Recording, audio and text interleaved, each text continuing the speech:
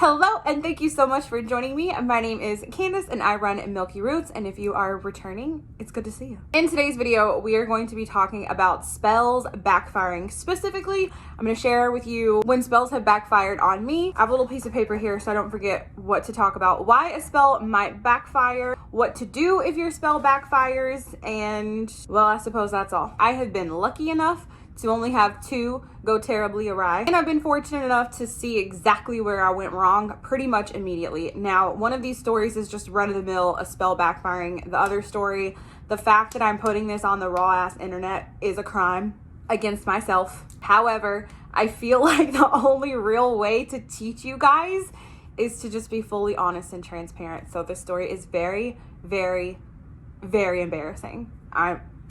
So embarrassing. I don't think that anybody could clown themselves about this story more than I have clowned myself about this story. I'm gonna start with all the other information, and then I'm gonna tell you the stories of what happened to me, and we'll see if we can figure out what I did wrong together. I already know, but it'll be like a little workbook exercise. First of all, when a spell backfires, there are literally a multitude of things that can happen. I mean, a spell can backfire in any way. It can cause you physical harm, it can cause you emotional harm, it can do things to other people that you maybe were not thinking it would do. Absolute bizarre shit can ensue. Sometimes you can get the exact opposite of what you asked for. A spell can backfire in about a million different ways. I'm pretty sure my tea water is ready, so hang on. There's also a multitude of reasons of why, is that the correct grammar? There's a bunch of reasons as to, there we go, why a spell might backfire. I'm gonna share with you the most common. Again, there's plenty others, but these, I think if your spell backfires, it 9 times out of 10 comes down to one of these reasons. The first one is using the absolute wrong ingredients. I'm going to be making a whole video on how to make sure you craft a perfect spell or recipe for ingestion or potion or whatever. So I'm not going to get into that right now, but just know one of the biggest reasons a spell will backfire is the ingredients that you are using. Another way a spell could backfire is if you didn't do your personal protection or if you didn't tether your spell to something. If you don't tether your spell to something, it is by nature tethered to you. So if that spell breaks or through the spell something is attracted towards that energy, it's going to come to you. Now that might be a good thing, for instance, you know, good luck, prosperity, whatever, but if you are trying to break a habit, or if you're crossing into binding somebody or trying to get them to leave you alone, that is when you're going to want to tether your spell to a jar or a candle, whatever it is. Make sure you're tethering your spell to something and doing your protective work. I don't really think it's necessary to cast a circle and all that jazz for everything that you do, especially depending on your path. If you tend towards prayer and earth magic and all that, you're probably okay, but you still need to be doing some sort of protective work, whether it's black salt or protection spray. Make sure that you're protecting yourself. Another thing that can cause your spell to backfire is your intent. If your intent does not align with who you are, it will backfire. For instance, let's say you are really getting excited about stuff and you're trying to manifest money, but you don't believe that you deserve that money. If you go ahead with the spell anyway and put all of your intention, you are going against the grain of what is aligned with you, and it will backfire in potentially a really bad way. Just depends on what you were trying to manifest, especially if you are meddling in the affairs of other people. If it's not truly aligned with who you are and you are not damn sure about it, fully know your intent and believe that this should come to fruition, it's not going to, it's going to backfire. Another way your spell could backfire is if you have stolen culture or dipped your hand into a path that you have not paid proper respects to. I am firmly of the mind it is okay to participate respectfully in a practice, so long as you approach it with respect and really ask your guides if you're to that level where you communicate. But just to read about a practice on the internet and just decide you're going to hijack it, huge no-no, you might get hurt. Every single time I'm on Pinterest, I know it's because the algorithm thinks it knows who I am, but I get a lot of hoodoo spells and things. I think because a lot of the ingredients that I use with my particular path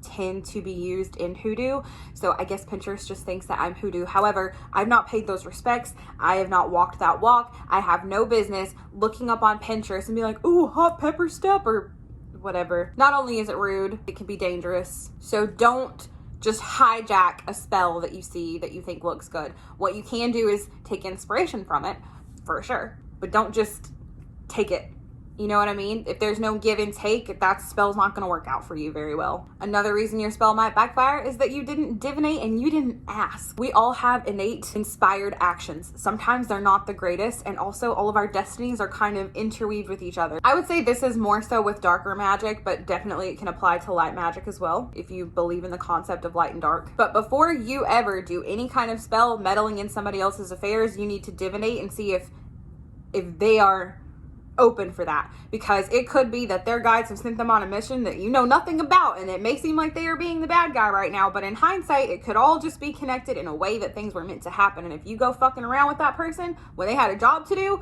it's going to come back on you. Divination is about the easiest, fastest, fail-proof way to check and see. You can ask your tarot cards, should I do this? Yes or no? And apply that to yourself as well. It does not have to just be, and this is how it's relevant with white magic, it doesn't have to be about somebody else. It could be you. For instance, you might be trying to manifest something that's not in your highest good. Ask your cards, is this in my highest good? Because here's the thing, guys.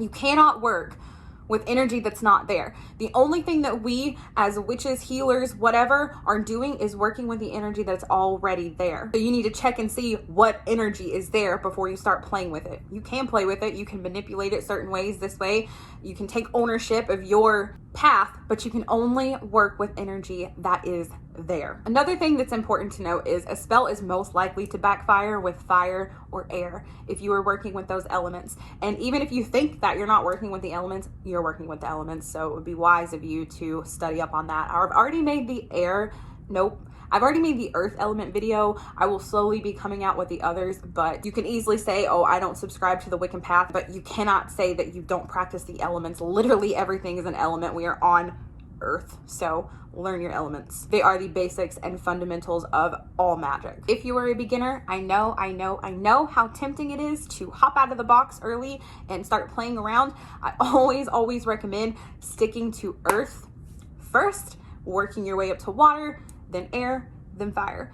Fire is so unpredictable, and you have to be super specific, and you have to be ready for when shit gets crazy, because while it's the quickest method, it's absolutely unpredictable, and it may not always work out the way you thought it was going to. To that note, some spells feel like they've backfired. Did I just say smells? Some spells feel like they've backfired, but they haven't. It's just that you maybe didn't choose the best element to work with or the best method. Your intent wasn't crystal clear, or you sent out the opposite vibes to the universe, okay?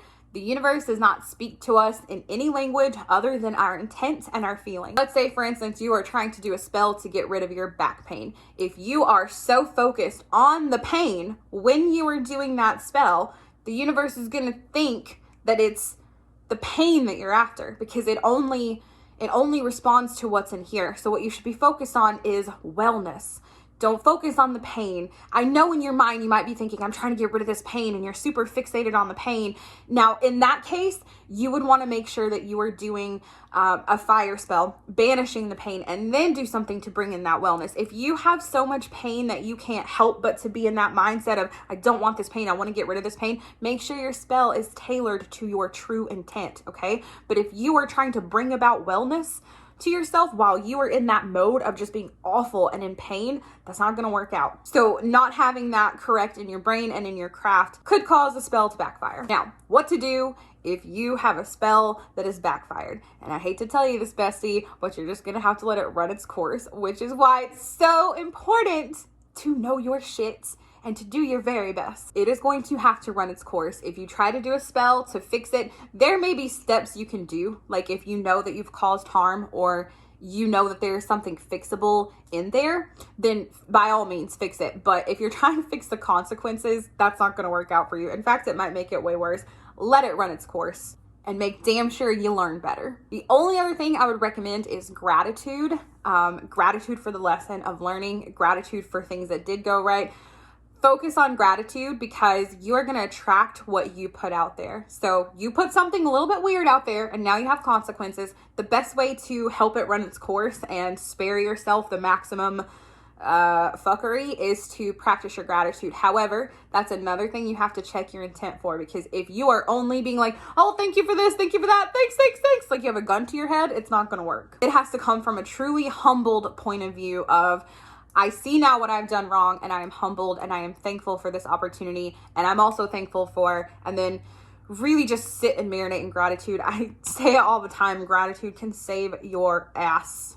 And the reason behind that is it is the highest vibrational, that and love, of the frequencies that we can be on. So if you stay up on a high frequency, chances are this lower shit's not going to really affect you as much. Now, let's get into the 2 times I've had a spell backfire. The first one was something called, I'm not even going to be able to say it right, which shows you how fucking ignorant I was. This was in the very, very, very, very, very, very beginning of my journey. Before I would even get around the word witch or spiritual, I thought it was weird. I knew that I was going through something and I knew that I was interested in it, but I was really hesitant to claim it out loud, if that makes sense. I was like, I'm just going to do this secretly and alone. But I was having a really hard day, and I was looking up on Pinterest, of course, of ways to help with that. Not necessarily a spell.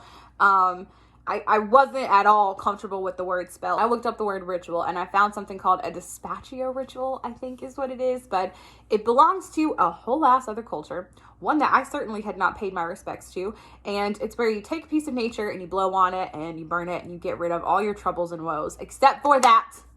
Not only, I said this was going to be an exercise for you guys, but whatever, it's pretty obvious. Not only did I not respect that culture, but I also burned a holly leaf. Now, holly leaves are pretty protective. You're not really supposed to burn them, and certainly I wasn't, because holly trees are very protective. And I had this beautiful holly bush outside of my old apartment, and it would grow like to my door. Me and this tree had such a bond, and there were specific instances when I can safely say that I think that tree canopied me, that's a word, sure, with its protection. And I had such a bond with this tree. I should have never, ever, ever taken its leaf and burned it. I didn't ask the tree's permission. Now, a tree's probably not going to tell you no. Sometimes they do, though. And it's not going to be like, no. You have to feel it intuitively. So make sure you're working on your intuition. I did a lot of things wrong. I did the spell, and then I had a weird run of just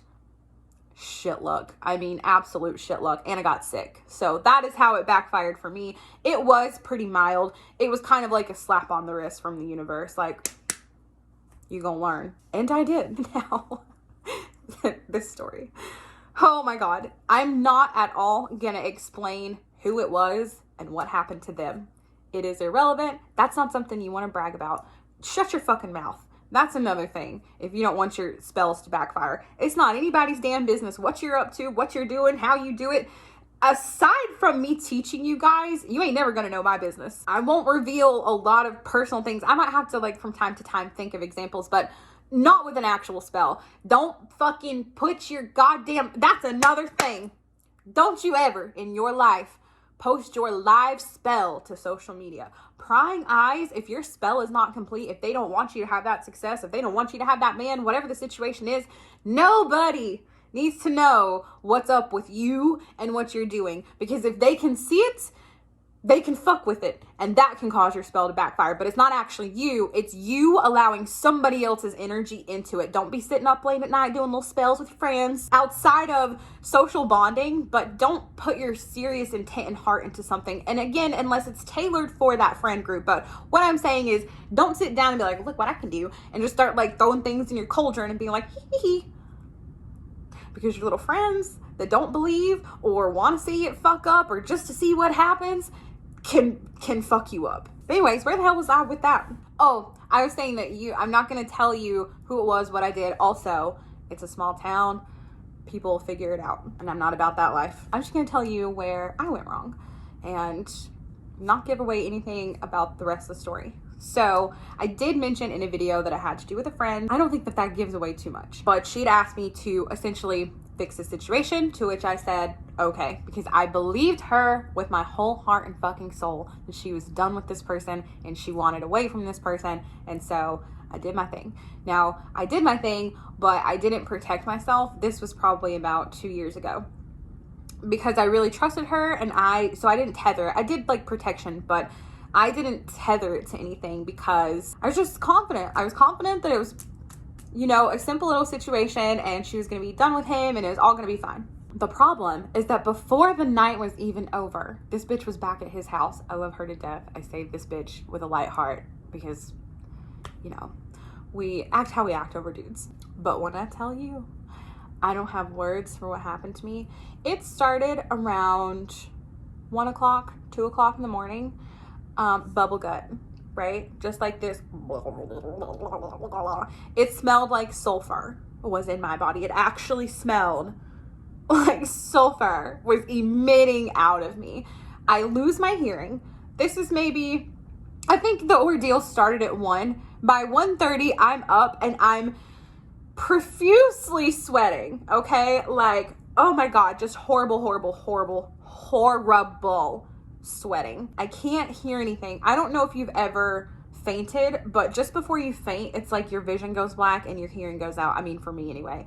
That starts happening. I know I'm going down at this point. So I'm army crawling to my bathroom down here because I had another friend upstairs and I was really trying to spare her from that. That's also another place that I went wrong because they were here whenever I was doing that. But anyways, I get downstairs, I'm crawling to the bathroom. I'm like trying to like throw cold water. I'm on my knees, elbows up on the sink, trying to splash cold water into my face, and I KO, baby. I KO. Wake up on the bathroom floor like, this ain't good. So I lift myself up on the toilet. I'm not able to vomit, but I am shitting myself inside out. Okay, I am shitting myself inside out. Now, what happened between what I'm about to tell you and what I'm about to tell you, I don't know.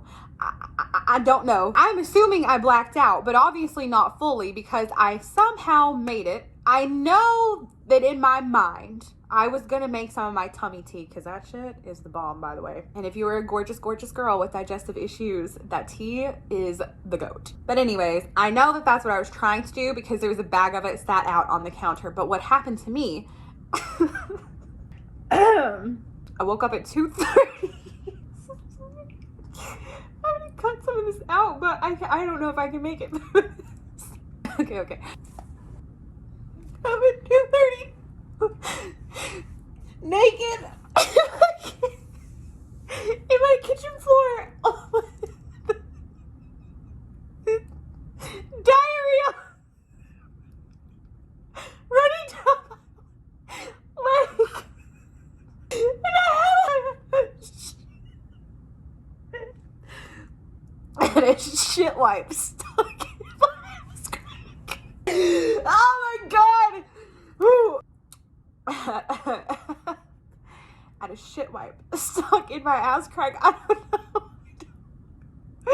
don't know. You guys, I don't know. I remember that I was in so much fucking pain and I kept just like knocking out. And I would imagine that I was just stuck the shit wipe in my ass crack to catch any poop on the way to make this tea, but I never made it.